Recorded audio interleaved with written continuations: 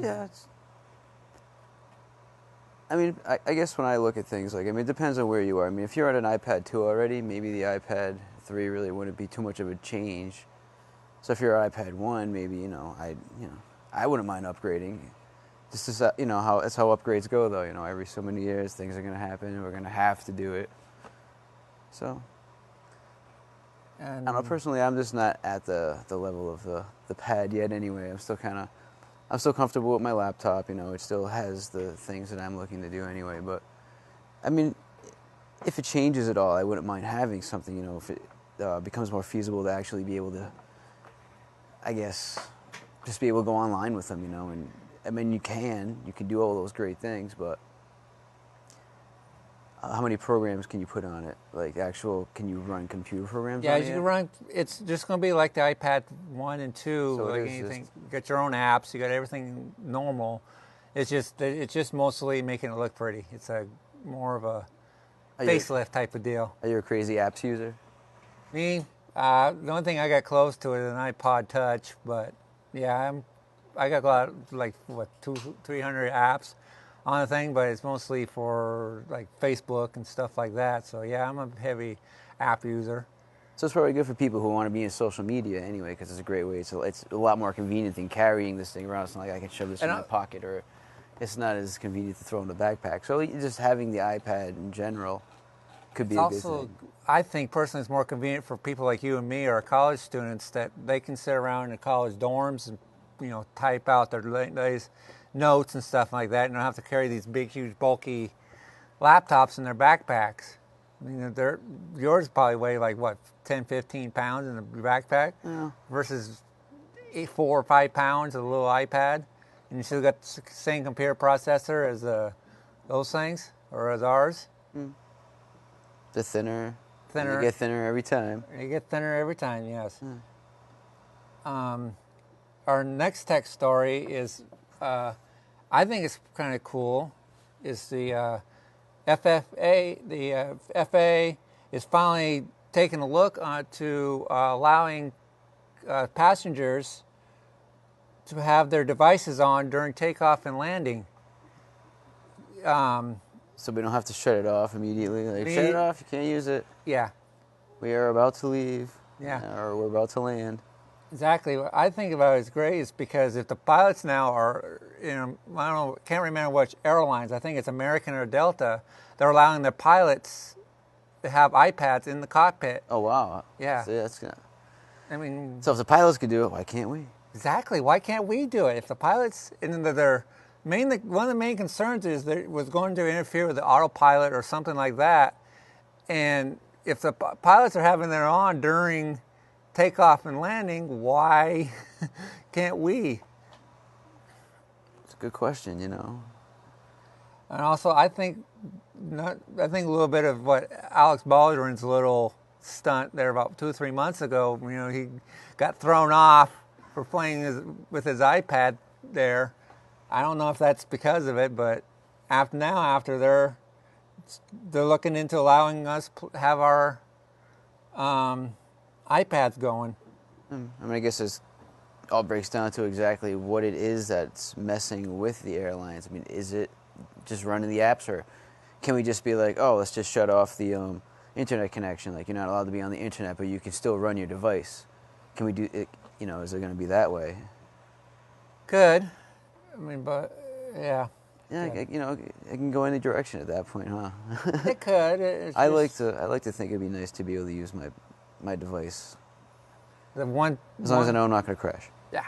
The last trip that I was on, I saw a lot of people using their laptops. I even used my DVD player on the plane, and the stewards or anything like that didn't bother telling anybody to turn it off. So until we started heading down into that last 10,000 feet, and then they said, okay, turn it off now. Mm-hmm. So yeah, I've never seen that as an issue either. Just I always found you can run your devices while you're in the air and everything.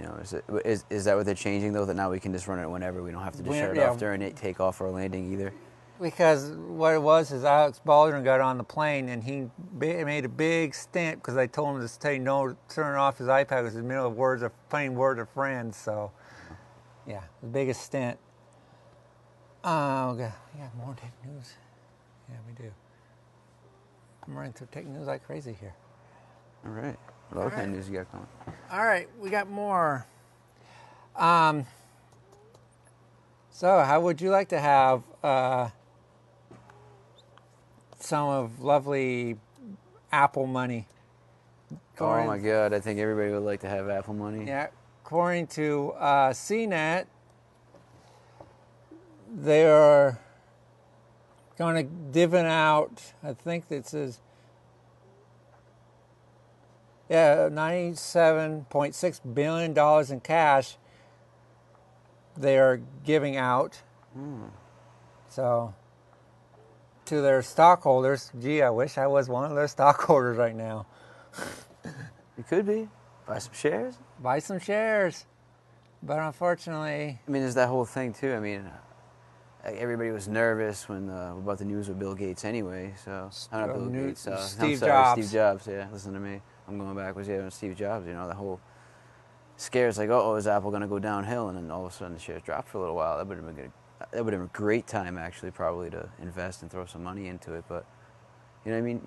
I guess you have a company as strong as Apple, and to think that it would just fail just because the main guy's going, you know, there's all those other people who are responsible to helping him. You know, he had some great ideas, but, you know, those people are still around to do it, to create and, to, you know, carry on with what his visions were.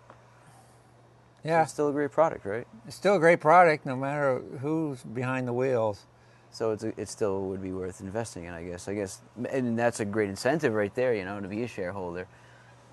Boy, I wouldn't mind a quick 97, little piece of that 97 billion. Me too. Number 4. So, I mean, I wouldn't mind having that. I'm just looking up some more. Is there some more news? Yeah, I'm trying to find some more. I think we got enough time for a couple more stories. Okay. Here's one personal to your heart. I found coming across the news.